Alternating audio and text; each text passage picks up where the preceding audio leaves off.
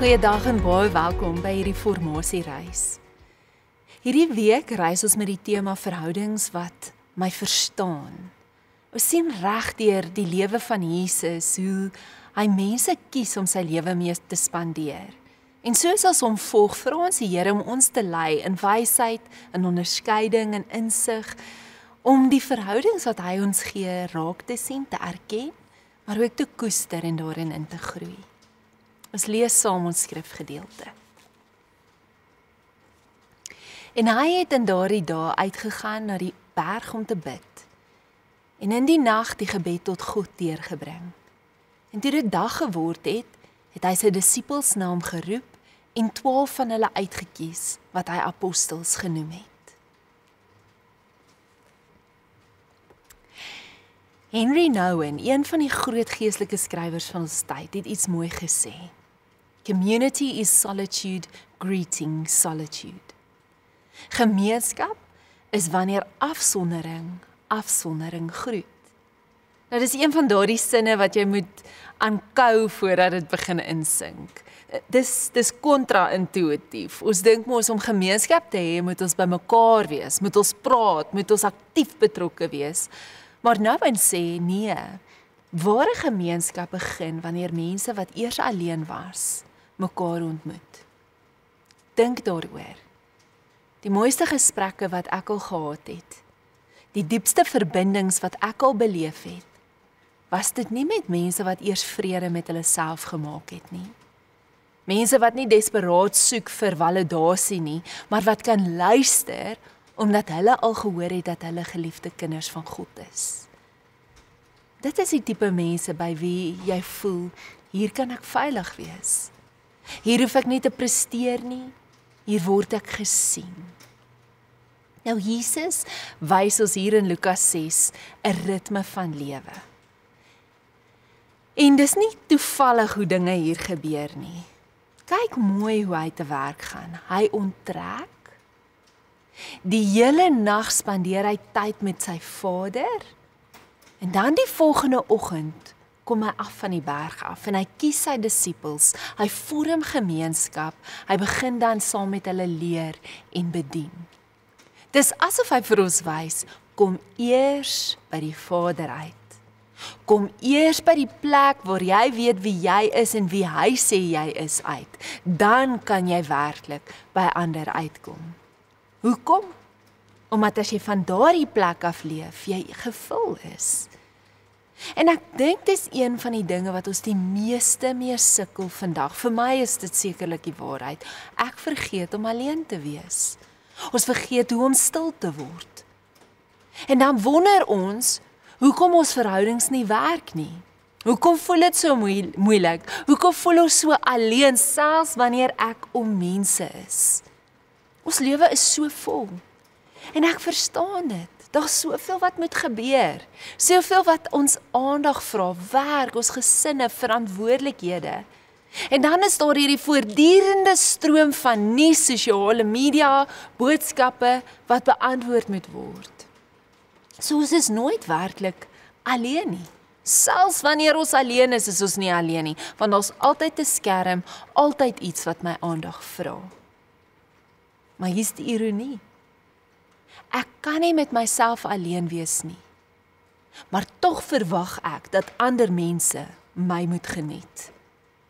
Ek het nie tyd om by myself uit te kom nie, maar dan voel ek gekwes wanneer ander nie by my uitkom nie. Die waarheid is, as ons nie kan stil word nie, as ons nie kan sit met onsself nie, dan bring ons net ons gejaagdheid na ander mense toe. Ons bring ons ongeprosesseerde emosies, onuitgesproke frustrasies, verborge angs, en dan moet hulle met dit deel. En dis nie regverdig nie. Nie vir hulle nie, nie vir my nie. Want ons mis die geleentheid om werklik koneksie en gemeenskap met mekaar te beleef. So wat gebeur wanneer ons onsself afsny van al die geraas? Wanneer ons die sosiale media afsluit, die TV afsit, die foon wegbêre? Wanneer ons letterlik net sit en stil word? Wel, eerstens, kom al die goed na vore wat ons probeer wegstoot het. Die frustrasies wat ek ronddra, die angs wat ek probeer ignoreer het, die vergelykings wat ek maak, hoekom is daai een se lewe beter as myne? Die gejaagdheid in my gedagtes, daai monkey mind, soos een skrywer dit noem, die stemme wat sê, ek moet dit doen, ek moet nie vergeet van dat nie, ek wonder hoekom het daai ene dit gesê, as ek net hierdie in die hande kon kry. En wat is ons eerste reaksie wanneer daardie goed opkom? Vlug. Gryp na iets anders, enigiets om dit te laat stil word. Bel iemand, doen iets. Want dit voel nie lekker om gekonfronteer te word met wat regtig in my aangaan nie. Dis ongemaklik. Dis pynlik partykeer. Maar wat as dit presies is waar God my wil ontmoet? Wat as daardie ongemaklike oomblikke van stilte die ruimte is, waar ons werklik by onsself kan kom en hy by ons kan uitkom? Maar daar's nog iets wat in daai stilte gebeur. Iets wat maak dat al die ongemaklikheid die moeite werd is.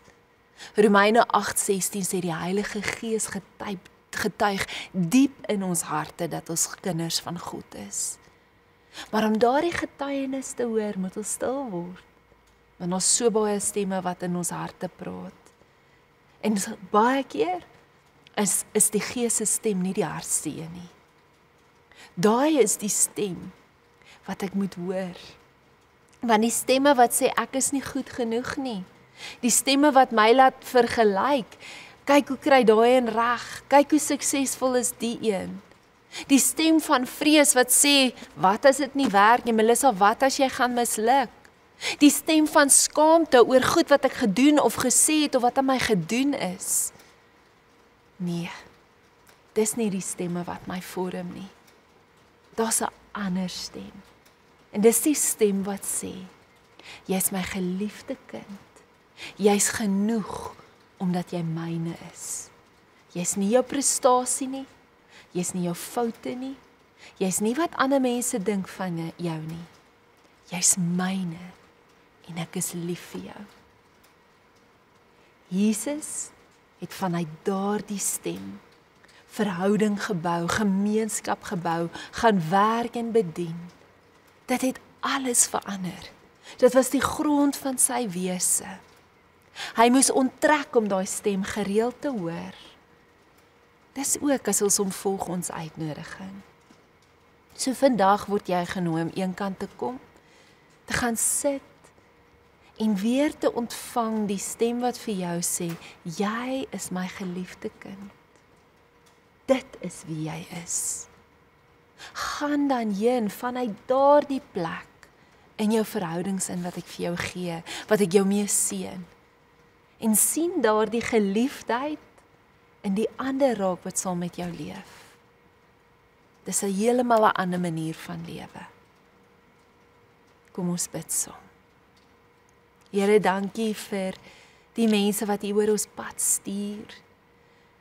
Die mense wat U ons na toe stuur.